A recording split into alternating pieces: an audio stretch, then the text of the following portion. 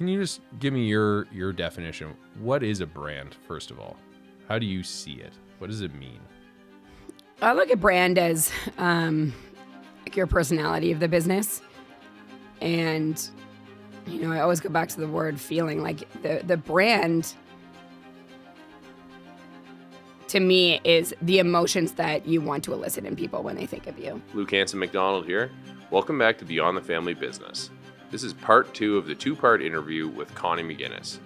In the last episode, Connie got into discussing what it's been like being a mother and the complexities of balancing that with entrepreneurship. There's just no off button. Like, I'm friggin' tired. And in this episode, she touches much more on her entrepreneurial journey and building a brand. If you're an entrepreneur, you're going to love this one. Connie is a genius when it comes to branding. Enjoy. So what is our studios now? What have you become? It's all group fitness. Each of our locations offers a different modality of movement. And the idea behind it being, I wanted to develop a business from the beginning that was multidimensional and that wasn't going to be vulnerable to trends. So, I didn't want to buy one piece of equipment that, as we know, things evolve and change all the time, that would be relevant for 2 years and then pass on. And I think the way that the business has been created, we've been able to evolve and adapt year after year, but still maintain who we are because we shape the business in that way. Mm-hmm, mm-hmm. In a lot of businesses, the thing that actually makes them fail is trying to be too many things to too many people. Mm-hmm. And I think what's always struck me about, and it's your style, you're never the type of person to go with the grain. You've always, had your own style. Somebody said this to me once. It's, making good business strategy is just as much about choosing what you are not as it is what you will be. Mm-hmm. What have you intentionally chosen not to be as our studios? I think if you're somebody who's looking to put their headphones on and go and work out, obviously you're not going to come to our space. But if you're somebody who is looking for, somewhere you can get some health and wellness, we have lots of offerings from, saunas to plunges to chill yoga classes to high intensity yoga classes. So to high intensity workouts. So not every single person comes to every single one of our services, but each of our spaces offers enough of a really clear offering and unique personality that people can decide, which flavor pertains to them. And for a lot of people, it really depends on day to day. Like, there's some days where you want to go really hard. Mm. And I think in today's age, especially, there's some days where it's just like, you don't have it in you anymore. Mm-hmm. You're exhausted, you're busy, whatever the case may be. So I think that is probably where we've struggled the most, is trying to tell our story and really understanding exactly, what we are versus what we are not.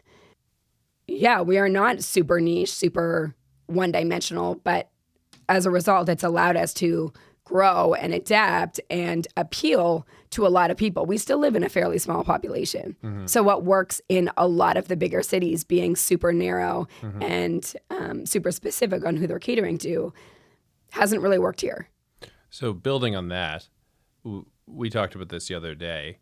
How do you come up with your different offerings? I mean, you have a bunch of different ones. They're evolving over time. Is it from looking at other markets and seeing what they do? Is it from just coming up with something new? Is it, how do you come up with your new classes and your new services? Yeah, a lot of it is market research. I mean, nobody's doing anything new anymore. I make a point to travel a lot. I mean, I go on research trips where I go to a bunch of classes, but also just go to different environments and see what's happening in different cities. And it's not always just related to fitness. It's also related to experiences or, where people are gathering. And so we, paying attention to that. But I think also, like, we've developed such a strong brand and such a loyal following that we now actually have the ability to listen really closely to who's in our rooms. And we know our clients well enough to know when things need to shift. So right now we're in this phase of people need to slow down in their lives. The world is in, a very chaotic place coming out of COVID. I mean, things have shifted so much. People's behaviors have shifted so much. So, we don't innovate based on something that's happening externally. We innovate and create based on what is right in front of us and what do people need.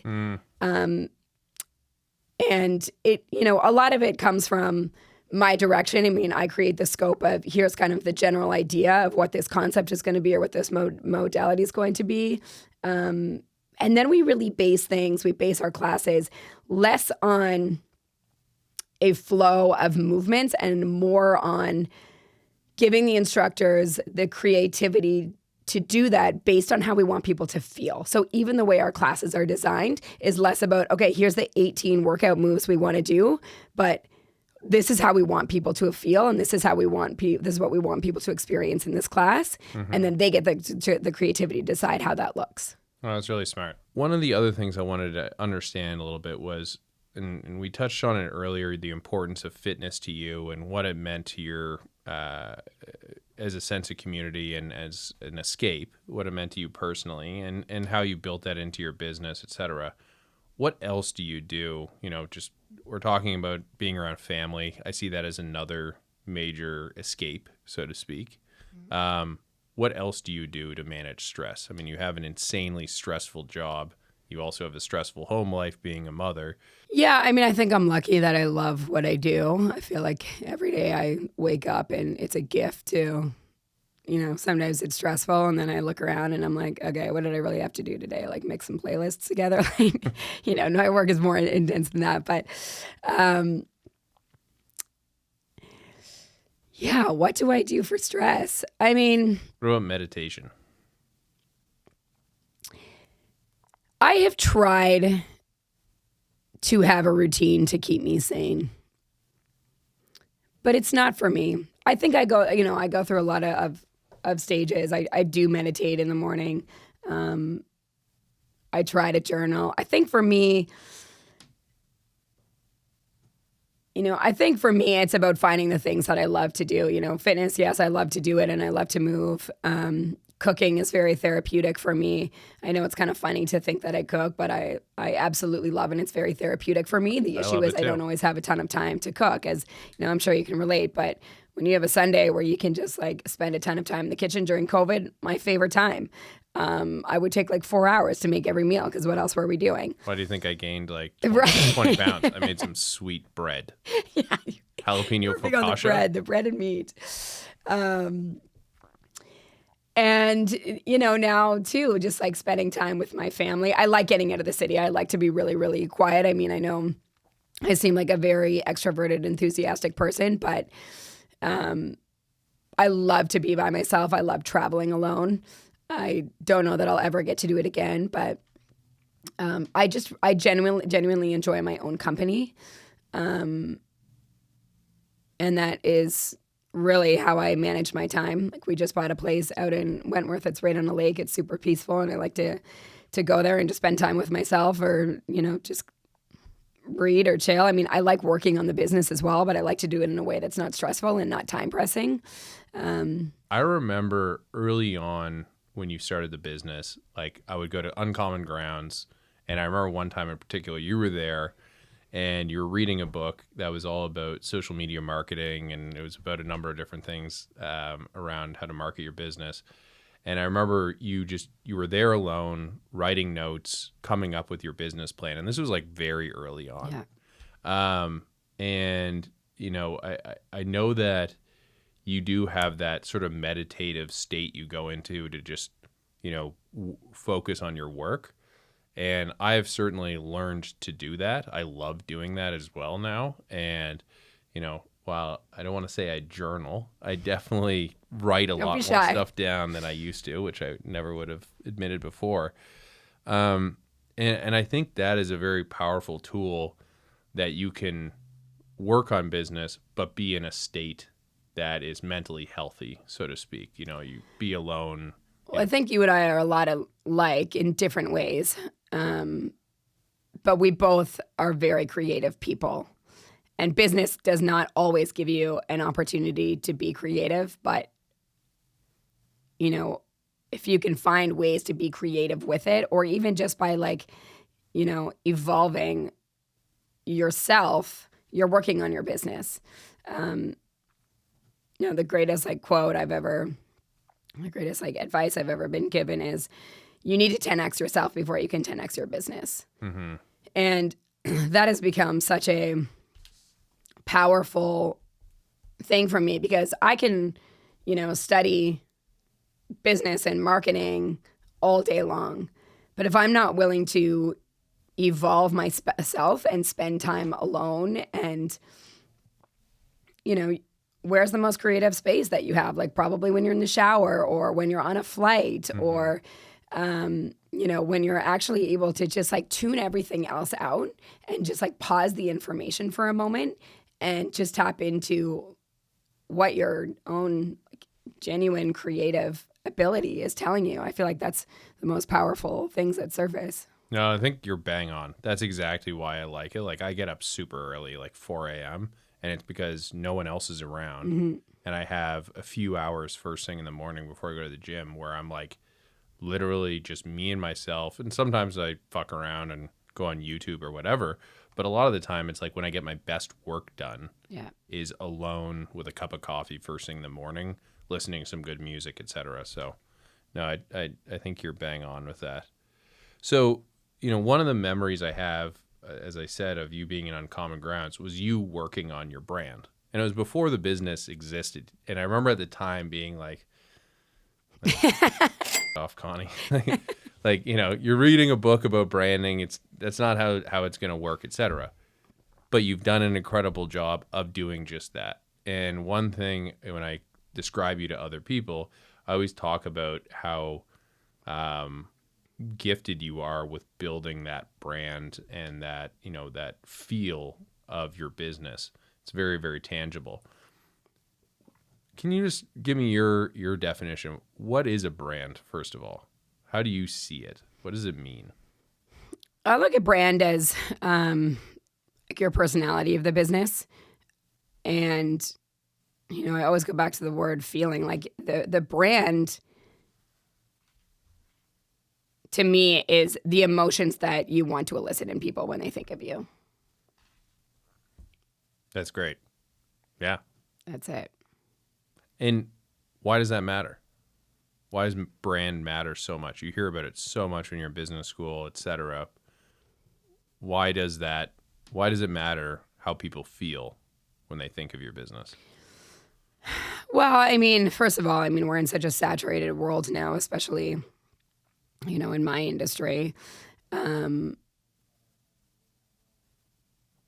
You know, you've got to be able to stand out somehow. And, you know, the Maya Angelou, like, famous reference is, I'm going to botch this, but it's basically like, you know, people will always remember how you made them feel. What's the rest of it?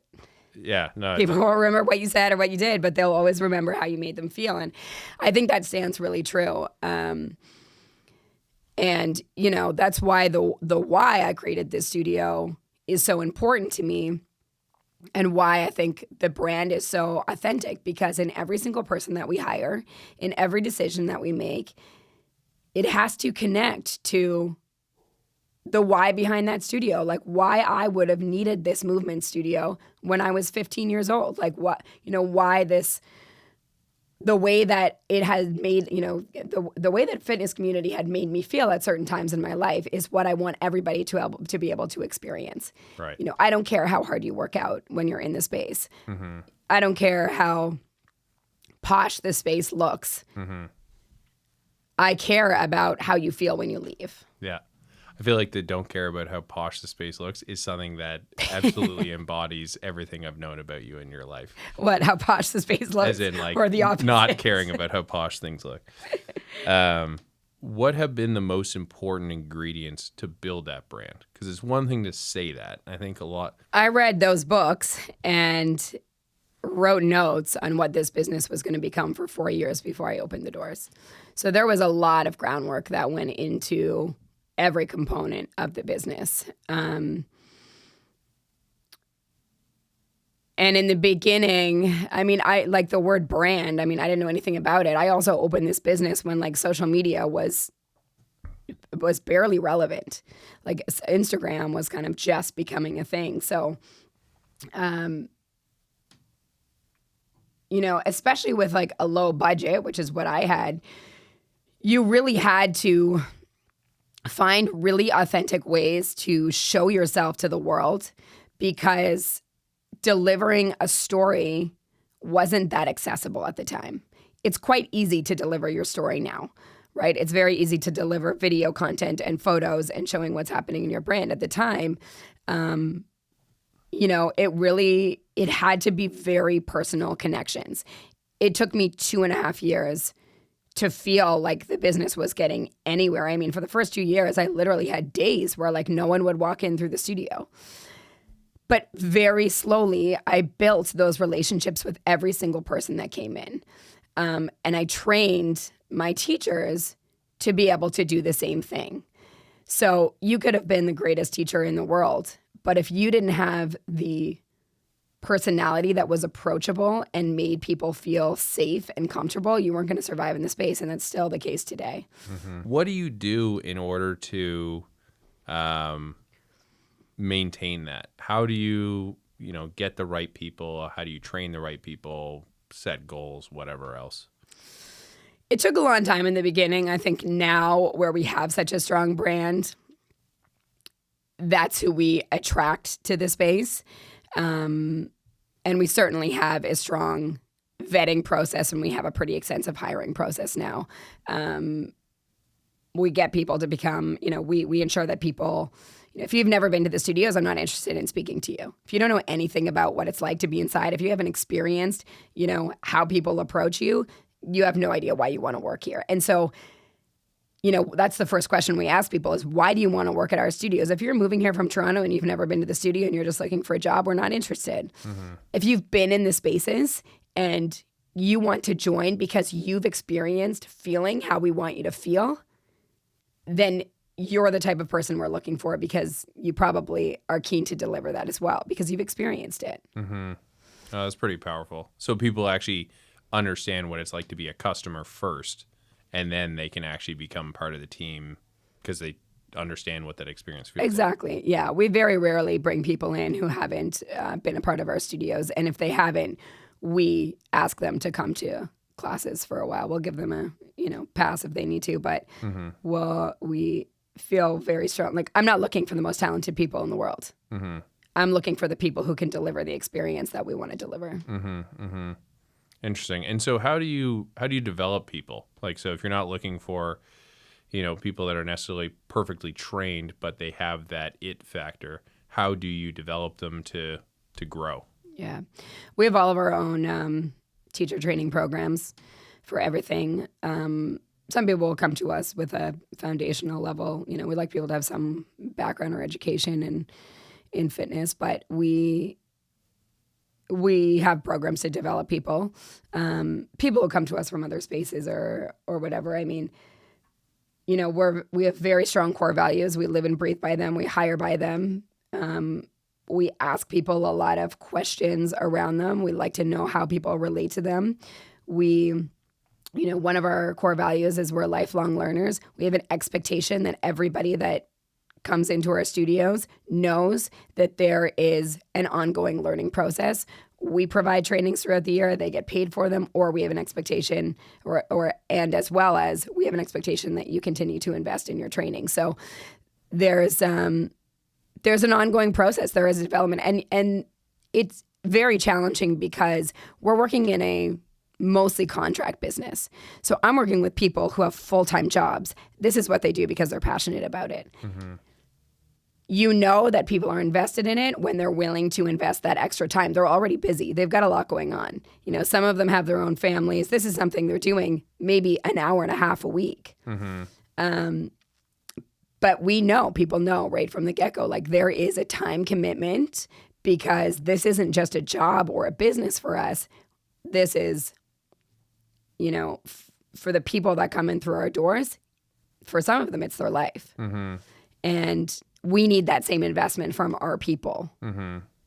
And so one of the ways to also show that is obviously you living that as well. And I know you mentioned doing research trips, et cetera. You've created a lot of your own, offerings. You've been teachers or a teacher in many of your own classes. How do you keep developing yourself? Yeah,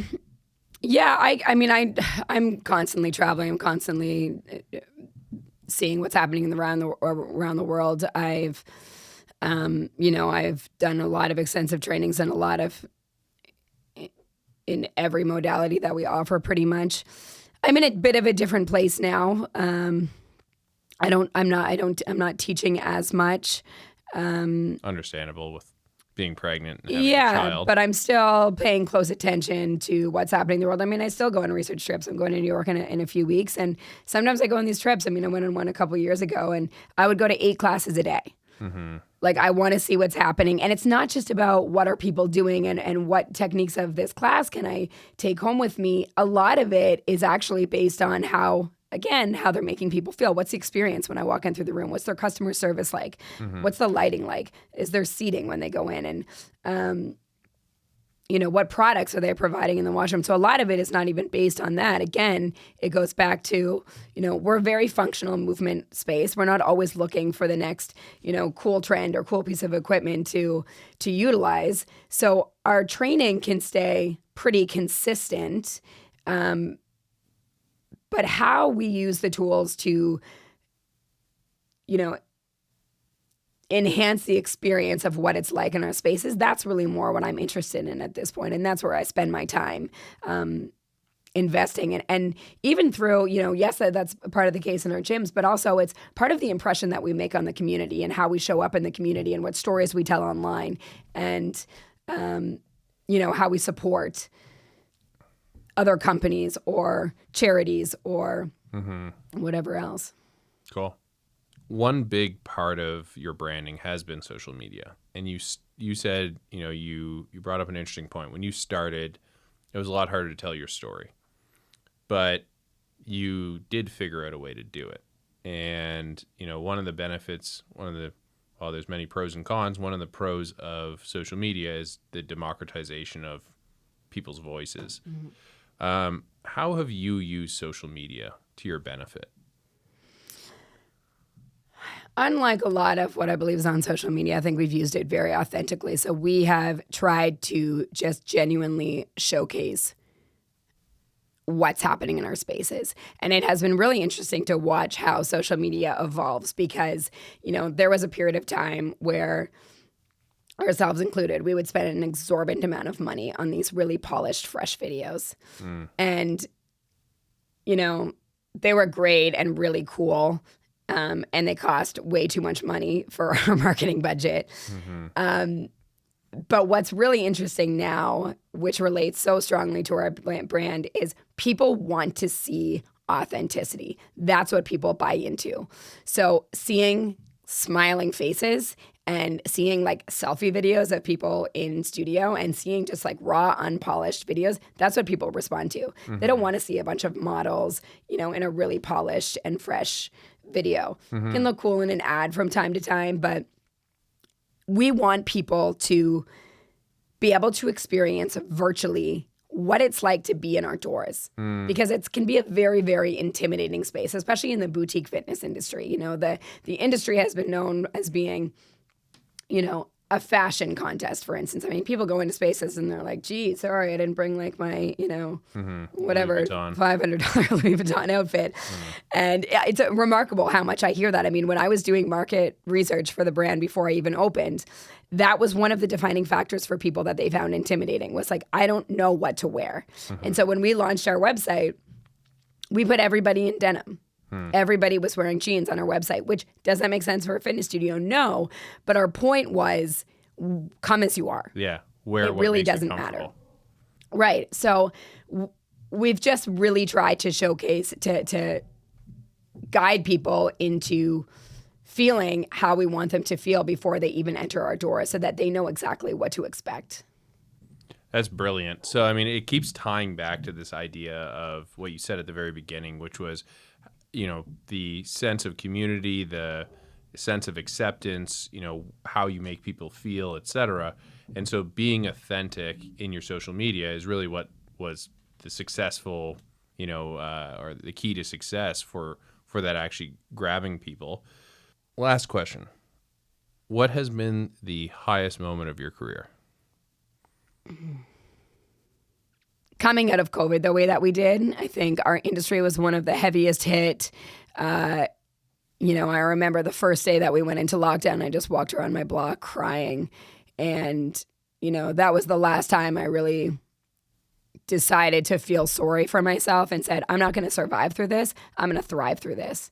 And I opened 2 businesses within 2 months after we were able to open our doors again. And, while a ton of gyms were shutting down across the world, that jet-setted us into this huge place of growth.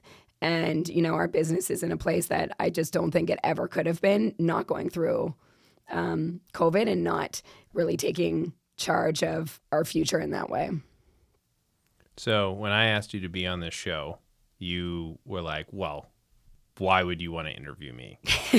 Relative to some of the other people I've interviewed. That's why. Like, you're an incredible entrepreneur. And the biggest reason is I'm super proud of you. And you're, going to go on to do even bigger and greater things. Sorry for doubting you in that coffee shop when I thought you owe me a new brand book. Exactly. But yeah, no, this has been an awesome conversation. Like I said, I've learned so much from you and your journey. I've loved watching it. Just keep going, keep being Connie, because that is, I think, still the key to your success. It's just, you have such a great instinct and a great personality. And as you said, having, a kid and a second one on the way has only enhanced that further and broken down some barriers. That's made you even better of a person. So, yeah, thanks for coming on and pound it. Let's go. Thank you. All right, I'm Luke Hanson McDonald. Thanks for watching. Please like and subscribe and share this with other family businesses or business families that you may know. Take care.